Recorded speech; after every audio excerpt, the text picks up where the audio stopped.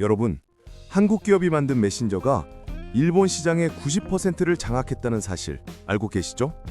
바로 라인입니다. 일본인 10명 중 9명이 사용하는 국민 메신저이자 일본의 정부, 기업, 학교까지 움직이는 거대한 인프라가 되었습니다. 네이버가 출시 1년 만에 기적처럼 일본 1위에 올랐던 그 전설적인 이야기 말이죠. 그런데 말입니다. 이 너무나 큰 성공이 지금은 오히려 네이버의 목을 조르는 칼날이 되어 돌아왔습니다. 일본 정부가 라인의 지분을 네이버로부터 빼앗으려 한다는 라인 야후 사태.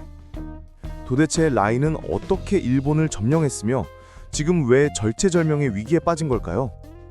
오늘은 라인의 영광스러운 성공 전략부터 최근 벌어지고 있는 경영권 분쟁의 전말까지 낱낱이 파헤쳐 보겠습니다.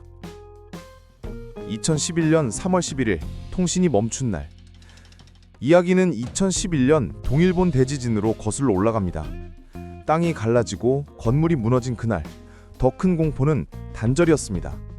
전화도 문자도 먹통이 되었고 가족의 생사조차 확인할 수 없었죠.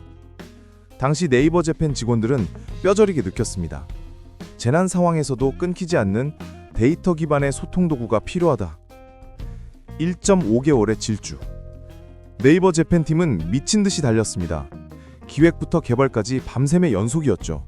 그리고 지진 발생 불과 3개월 만인 2011년 6월, 라인을 세상에 내놓습니다. 초기 모델은 아주 단순했습니다. 하지만 경쟁자가 없던 일본의 스마트폰 메신저 공백기에 라인은 생명줄과도 같은 타이밍에 등장했습니다. 라인이 일본을 점령한 비결은 철저한 현지화, 그리고 타이밍이었습니다. 일본인은 문화적으로 사랑해, 거절할게 같은 직접적인 표현을 어려워합니다. 라인은 이 틈을 파고들었습니다. 브라운, 코니 같은 캐릭터 스티커 하나면 구구절절한 말보다 더 편하게 감정을 전달할 수 있었죠.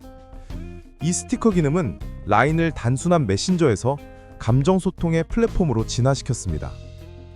라인은 한국 기업이 만들었지만 철저하게 일본 기업처럼 행동했습니다. 전화번호 기반 가입, 개인정보, 주민번호 등을 꺼리는 일본인을 위해 전화번호만으로 가입하게 했습니다. 문화적 디테일, 일본 특유의 감성, 디자인, 유머 코드를 완벽하게 구현했습니다. 카카오톡이 한국식 UI와 노란색을 고집하다 고전한 것과 달리 라인은 일본인조차 한국 앱인지 모를 정도로 완벽하게 현지화했습니다. 2011년 12년은 일본의 스마트폰이 폭발적으로 보급되던 시기였습니다. 기계는 샀는데 쓸만한 앱이 없던 그 순간 라인이 등장한 겁니다.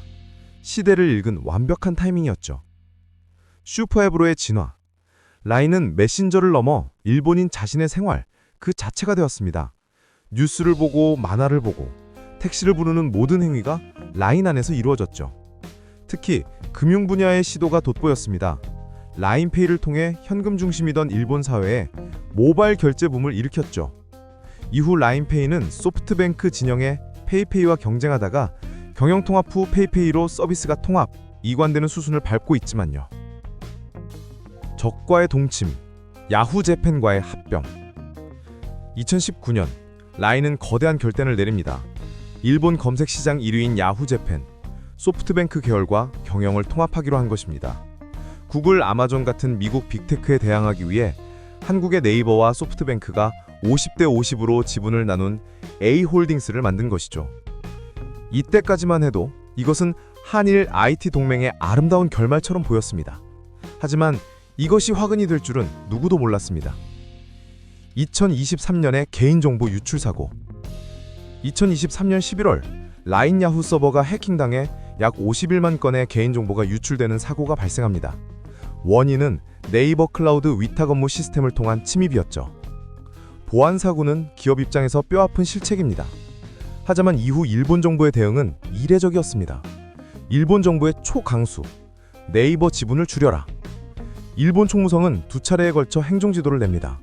표면적인 이유는 보안 거버넌스 강화였지만 핵심 문구는 충격적이었습니다. 네이버와의 자본관계 재검토를 포함한 경영체제 개선을 요구한다. 즉, 네이버가 지분을 가지고 있으니 보안 관리가 안 된다. 그러니 네이버는 지분을 팔고 나가라. 라는 압박으로 해석될 수 있는 요구였습니다. 민간 기업의 지분 구조에 정부가 직접 개입하는 것은 자본주의 시장에서 매우 드문 일입니다. 왜 이러는 걸까요? 플랫폼 주권. 전문가들은 이를 경제 안보와 데이터 주권 문제로 봅니다. 일본 국민 9,600만이 쓰는 일본의 행정 시스템까지 연결된 라인의 주인이 한국 기업인 네이버라는 사실이 일본 정부 입장에서는 불안 요소였던 겁니다. 결국 라인이 너무나 일본인의 삶 깊숙이 들어와 버렸기 때문에 역설적으로 쫓겨날 위기에 빠진 것입니다.